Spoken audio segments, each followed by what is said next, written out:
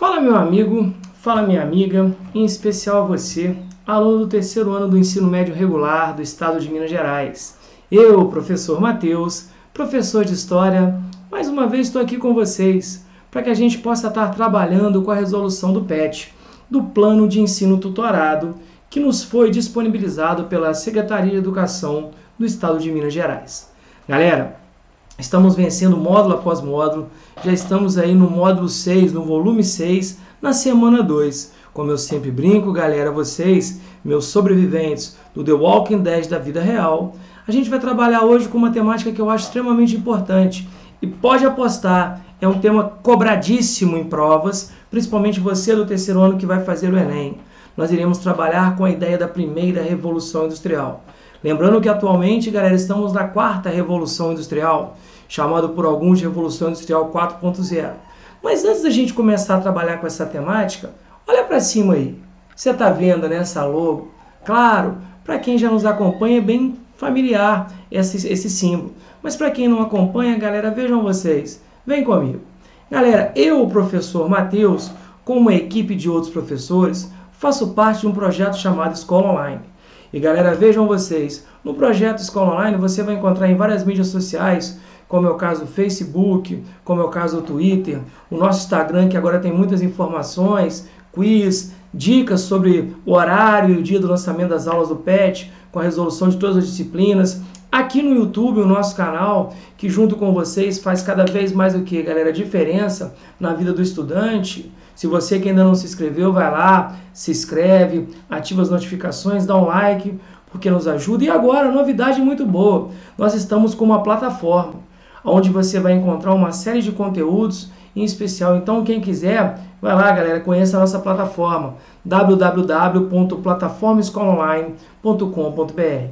Repara que a gente está só melhorando para poder ajudar vocês. Então, para a gente começar a trabalhar com a nossa temática, que é a primeira Revolução Industrial, antes disso, o que a gente faz? Vamos lá, galera tradicional? Roda a vinheta!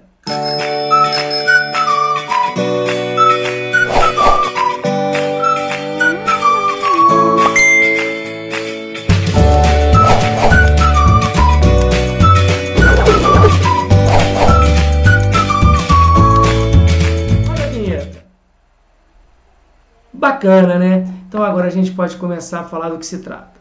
Beleza, galera? Tá, vamos começar a trabalhar com alguns conceitos que a gente vai usar. O primeiro conceito é o conceito de revolução. Falo muito com os meus alunos sobre a ideia de revolução. Revolução, galera, é a ideia de um processo de mudança abrupta no poder político ou na organização estrutural de uma sociedade que ocorre em um período relativamente curto de tempo. Depende, isso é questionável, mas entendam, galera, que toda vez que eu falar com a ideia de revolução, trabalho com o conceito de mudança, trabalho com o conceito de transformação. Então, falar em revolução é falar na ideia de mudar, é falar da ideia de transformar. Beleza, meus caros? Vejam vocês. Indústria. Indústria é uma atividade econômica que surge na Inglaterra no fim do século XVIII. Então, galera, mais ou menos por volta de 1750, ouvimos falar sobre as primeiras indústrias. Beleza? Vamos lá? Vamos dar sequência? Então, moçada, o que fala o texto? Revolução Industrial.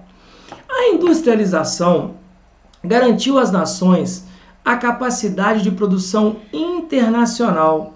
Acelerou no mundo o processo de expansão do capitalismo para todas as nações, essa ideia de ganhar grana. As fronteiras do antigo Estado Nacional, que surgiram com a crise do feudalismo, lembram? Estão em questionamento e surgem novas organizações do trabalho social, principalmente aquela relação que a gente já conhece, aquela relação envolvendo o patrão e o empregado, também por nós chamado de empregador e empregado, o dono da máquina, o dono do meio de produção, que explora aquele que vende a sua força de trabalho. A Inglaterra avança o capitalismo comercial mercantil e chega no capitalismo industrial. Veja, a Inglaterra é a pioneira, que ela sai daquela situação de comércio e passa a investir nas indústrias, acumulando grande capital que financiou transformações e inovações técnicas, como a criação de máquinas e a implantação de fábricas.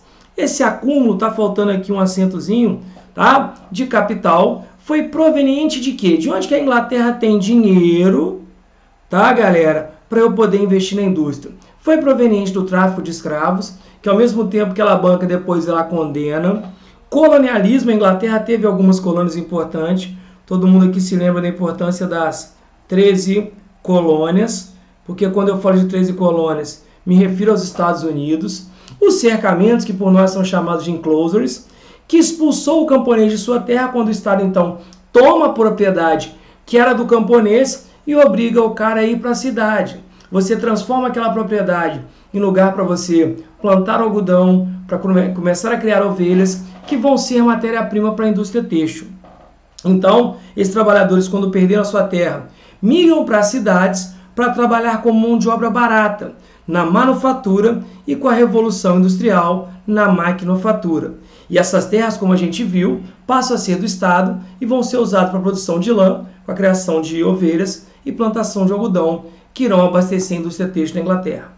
Os cercamentos, então lembra, galera, quando eu falo cercamento, você pode encontrar na prova com o nome de enclosures, que é a mesma coisa, começa no século XVI e vai até o século XVIII, e acompanha o período de transformação do capitalismo comercial mercantil para o capitalismo industrial inglês. Então, há o cercamento que você disponibiliza, como a gente vê, mão de obra, espaço, matéria-prima. Show de bola? Você tem aqui máquinas que realmente dão início à revolução. Bom, é importante ressaltar que a partir da industrialização, o deslocamento do campo, da população do campo para a cidade, ou seja, o que eu estou tendo aqui, galera? O que nós chamamos de um êxodo. Então, eu estou saindo do campo e indo para a cidade, estou tendo um êxodo rural, tá? Intensifica. No Brasil, onde o Estado não investia diretamente na população desfavorecida, vamos ter uma grande concentração de moradias precárias, sem infraestrutura, conhecida como a favelização das metrópoles. No Brasil, a gente fala muito sobre o que, galera? No início, o Brasil está um pouco atrasado, tá? Quando a gente está falando em Revolução Industrial, quando a gente fala dos cortiços. Atualmente, no Brasil, 85% da população vive no meio urbano. Já no mundo, mais da metade da população. Então isso é perigoso, porque quem vai ficar no campo produzindo? A máquina? Bom, o desenvolvimento das máquinas substitui o trabalho manual, aprofunda a divisão do trabalho e a produção em série. Hoje, galera, você já vê países que têm tecnologia de ponta, Japão, Coreia, a própria China, que há um medo muito grande do trabalhador ser substituído pela máquina. Num primeiro momento, você pega o trabalho do homem e aplica a máquina. Agora, hoje é uma real. Beleza, galera? Então vamos lá. O homem perde o controle sobre o tempo. É a mesma coisa. Pensa aí quem está me assistindo, galera. O dia, se a gente falar em 24 horas, qual que é o princípio básico? Que dentro de 24 horas, 8 horas você trabalha, 8 horas você descansa e 8 horas você tem de lazer. Tem alguém que roubou as minhas 8 horas de lazer. Tá? Por quê? A partir do momento que as máquinas chegam, você realmente perde completamente. Repara que quando você se dá conta, fala, caramba, o mundo está passando mais rápido, o tempo está passando mais rápido. Mas são muitas atribuições. Então, o ritmo é ditado pela máquina, o relógio determina o tempo, que antes era determinado pelos fenômenos naturais. É aquela história. Antigamente o homem acordava quando o sol nascia e quando o sol se punha ele ia para casa. Quer dizer, você não tinha tanta tecnologia. Hoje não. Quem dera se a gente dormisse na hora que o sol se põe. Beleza? Os trabalhadores se organizaram para lutar por melhores condições, porque no início a condição do trabalhador era muito precária. Os caras trabalhavam 14, 16 horas por dia, sem que houvesse qualquer tipo de divisão entre o trabalho masculino, feminino e infantil. Inclusive era até muito melhor contratar mulheres e crianças, porque eram bem mais barato. Então, diante disso, para que o trabalhador tivesse condições melhores, começa uma organização que tem por objetivo quebrar a máquina, tá? Esse movimento é feito por um cara chamado Ned Ludd e que a gente conhece na história como ludismo, que é o primeiro movimento de fato que nós temos registro do trabalhador se organizando com a revolução, se indignando com a revolução industrial. Mais tarde você tem o cartismo, vem as trade unions, até que você tem a organização dos sindicatos. Perfeito? Então vamos lá, galera. A revolução industrial impulsionou a circulação de povos, mercadorias, a produção e a transformação nas relações culturais e de trabalho. Então não há como negar. Se nós hoje, galera, estamos na Revolução Industrial 4.0, é porque a máquina veio para ficar. Show de bola? Então vamos lá, meus queridos. Agora que você já aprendeu sobre Revolução Industrial, responda as perguntas. E uma coisa que eu achei interessante, o PET começa a colocar questões fechadas. Principalmente para você, meu querido do terceiro ano, minha cara, isso de certa forma pode ajudá-los. Vamos lá, Enem de 2010. Os cercamentos, que por nós também podem ser chamados de, repito, enclosures, tá? Do século XVIII, podem ser considerados como sínteses das transformações que levaram à consolidação do capitalismo na Inglaterra. Em primeiro lugar, porque sua especialização exigiu uma articulação fundamental com o mercado. Então vejam, a ideia de aumentar o consumo do mercado interno. Como se concentravam na atividade de produção de lã, a realização da renda dependeu dos mercados, de novas tecnologias, de beneficiamento do produto e do emprego de novos tipos de ovelhas. Em segundo lugar, concentrou-se na inter-relação do campo com a cidade e, num primeiro momento, também vinculou a liberação de mão de obra. Então, repara, você começa a cercar, você começa a salariar o trabalhador, que antigamente ele era o quê, galera? Dono do seu espaço, só que a propriedade era subsistência. Beleza? Então, é um texto que está falando do início mesmo dessa relação industrial na Inglaterra. Tá? Uma adaptação aí, tá, de um texto, prestem muita atenção, que ele vai falar sobre a Revolução Industrial. Bom, vamos ver, galera. Outra consequência dos cercamentos que teria contribuído para a Revolução Industrial na Inglaterra foi o... Então, galera, muito cuidado, você que vai fazer Enem, com causa e consequência, tá? Então, por exemplo, galera, o que levou à Revolução Industrial? Tá? O cercamento. A ideia de você, por exemplo, pegar dinheiro do tráfico de escravos. Agora, o que a Revolução Industrial gerou? Então, vamos lá, moçada. Aumento do consumo interno, você fala, opa, porque você começa a colocar o cara para trabalhar, esse cara que trabalha, ele é remunerado, ele passa a consumir. Você fala, isso me serve. Mas você não confia quando é a letra A, vamos ver a letra B. Congelamento do salário mínimo, a gente fala disso. Nem se estipula ainda salário mínimo no início da Revolução Industrial, tá? Então você fala, opa, peraí, algo que nada tem a ver. Fortalecimento dos sindicatos proletários, isso vai acontecer na segunda revolução. Os cercamentos, galera, estão intimamente ligados à primeira revolução, tá? Enfraquecimento da burguesia industrial, pelo contrário, tá? Você percebe que com os cercamentos você dinamiza a produção da indústria, então você vai fortalecer a produção industrial. Beleza, galera? Desmembramento das propriedades improdutivas. O que vai acontecer? Não eram propriedades improdutivas. Então isso aqui seria, por exemplo, galera, ele vai pegar toda e qualquer propriedade que ele achava justa. Então, se a gente for parar para pensar como consequência, tá, dos cercamentos, que você começa a especializar a produção e o assalariamento, você tem o que, galera? O aumento do consumo interno. Tá? Então prestem atenção nessa ideia. Porque, às vezes, galera, a questão do Enem, a resposta está no próprio enunciado. Então, com o seu conhecimento e uma boa leitura, você vai mandar bem. Show de bola? Então, vamos lá, galera. O que vem na questão 2? O que a industrialização garantiu às nações? Isso aí está ligado ao texto. Lembra quando a gente coloca lá? Olha só, gente. Como a industrialização gerou um aumento da produção? Por quê? Quando você industrializa, você produz mais, você vende mais, subentende-se aumentar o seu lucro. Então, o que vai acontecer? Essa mesma industrialização gera a internacionalização produtiva. Por quê? Porque você sai daquela sua zona de conforto e vai produzir para outros mercados. Lembra, você ultrapassa as fronteiras do Estado Nacional. Então, você dinamiza o processo do capitalismo industrial, que vai se iniciar, óbvio, com as primeiras máquinas. Então, a grande o quê, galera? A grande mudança que você tem aqui é a ideia da internacionalização. Na primeira revolução, as fábricas elas eram fundo de quintal. Na segunda, você já começa a falar das multinacionais. Lembra dos conglomerados econômicos, das holdings, dos trustes, dos cartéis? Então fica atento, viu, galera? Vamos lá. Como a Inglaterra chegou ao acúmulo de capital?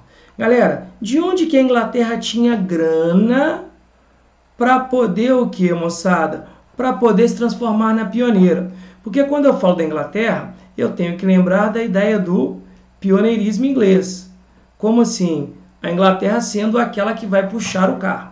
Então a gente pode falar o seguinte, que a Inglaterra consegue, igual o texto, dinheiro vindo do tráfico de escravos, das suas colônias, e não há como negar a importância dos Estados Unidos. Você pode falar também, o texto não cita, mas, por exemplo, galera, a questão da Inglaterra ter uma marinha mercante muito forte.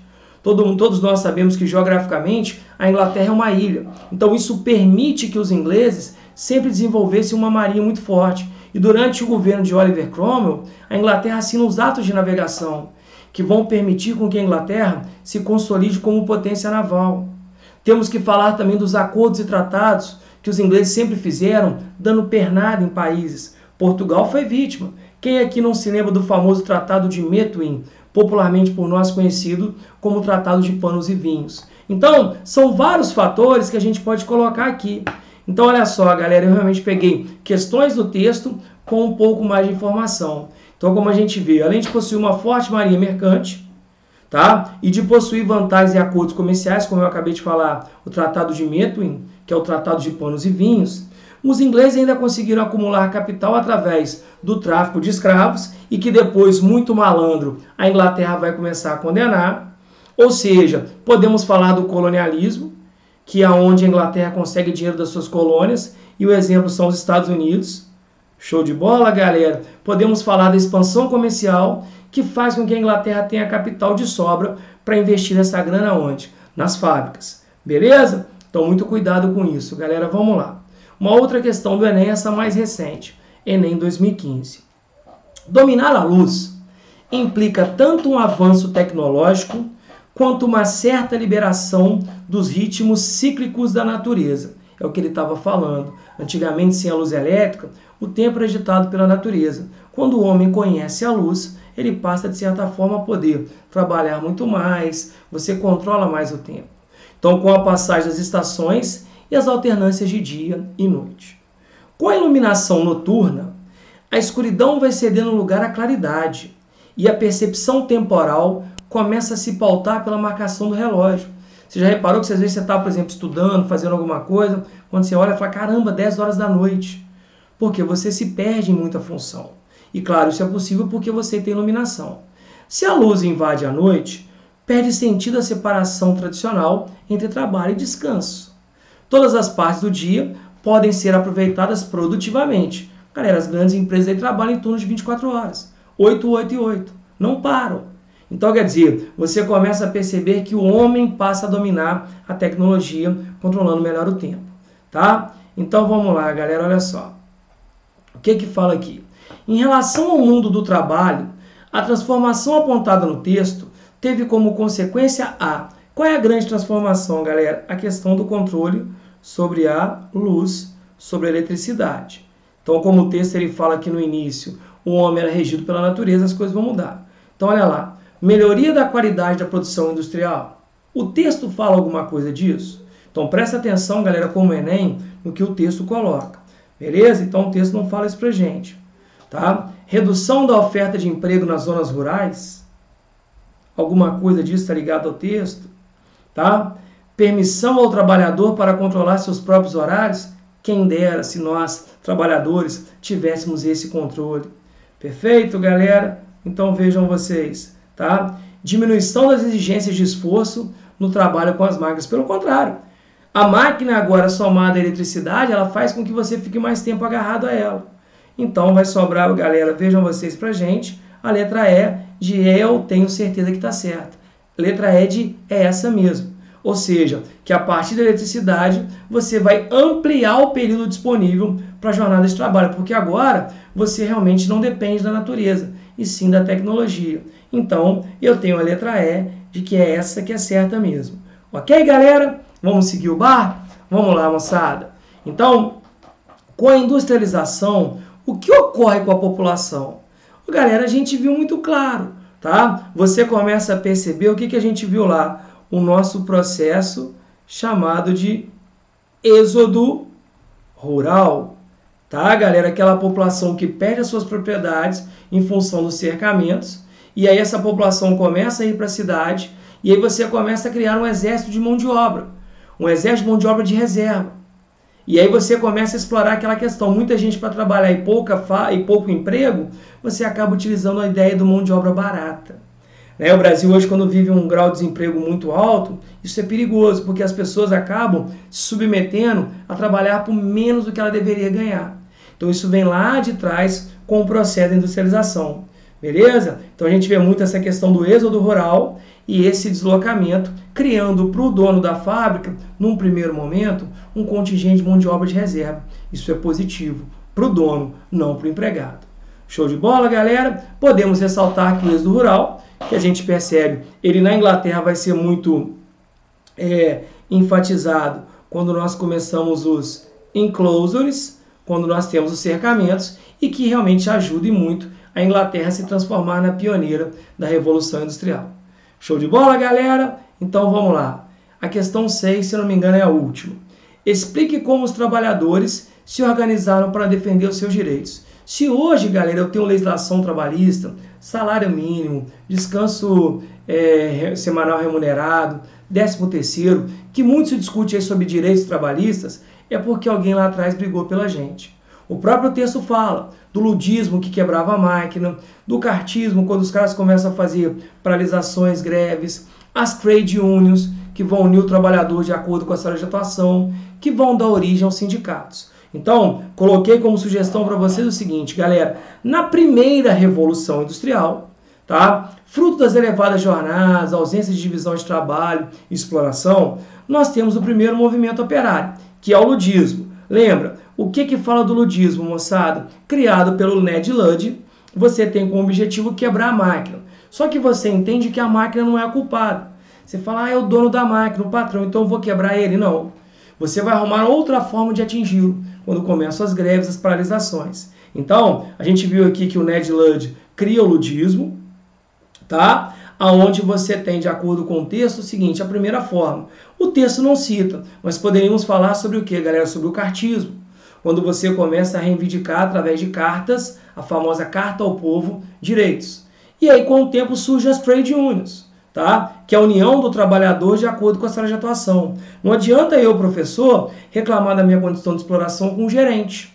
Então, você une professor com professor, gerente com gerente, para você criar a união de trabalhadores, que mais tarde dá origem aos sindicatos. Então, galera, vocês de terceiro ano prestam muita atenção, porque isso é uma questão muito cobrada, Revolução Industrial. Mais uma vez, eu agradeço demais a participação de todos. Quem puder, como eu sempre peço, vai lá, se inscreve, veja essa novidade que é a plataforma, porque isso realmente vai ajudar a direcionar o seu estudo. Beijo no coração de cada um de vocês, fiquem com Deus, até a próxima.